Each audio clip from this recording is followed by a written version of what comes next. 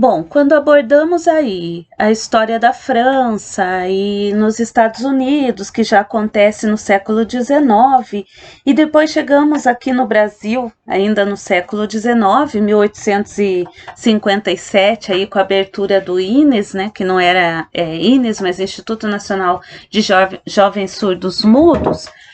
Nós temos que lembrar que nessa época o INES começou a trabalhar com os sinais, o método manual, mas ele deu muito mais ênfase ao método oral, porque havia uma imposição mundial para isso, né?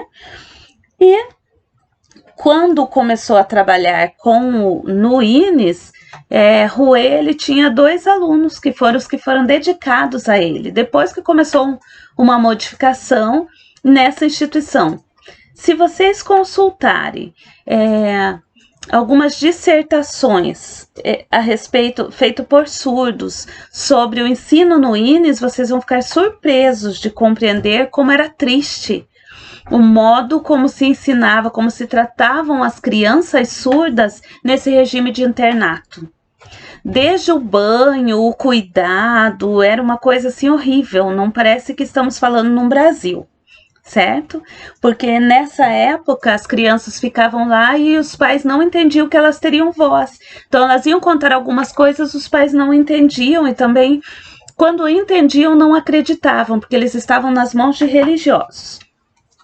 Essa história, não só do INES, mas como da língua de sinais como um todo, teve uma modificação muito séria em 1880, com o segundo Congresso Internacional sobre Educação de Surdos, que é o congresso que nós conhecemos como Congresso de Milão.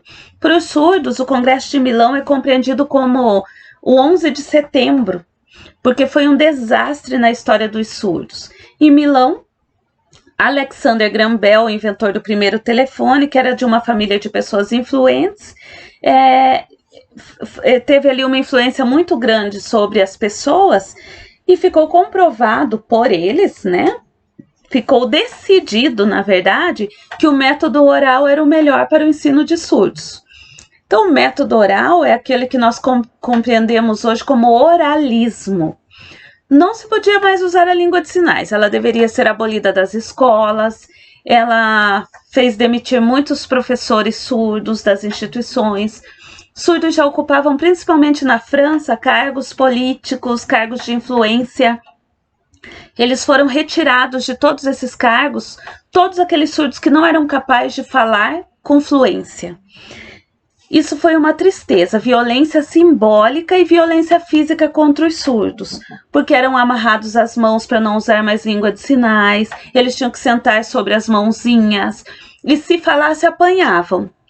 Um tempo muito triste, por isso os surdos são tão contra a oralidade. Nós temos surdos que se comunicam pela oralidade, mas os surdos que usam a língua de sinais não aceitam a oralidade, e nem a imposição da língua oral sobre a língua de sinais por causa disso, certo? Então tem uma história por trás disso, que se nós não conhecemos, nós achamos que os errados são eles. Vamos prestar muita atenção nisso.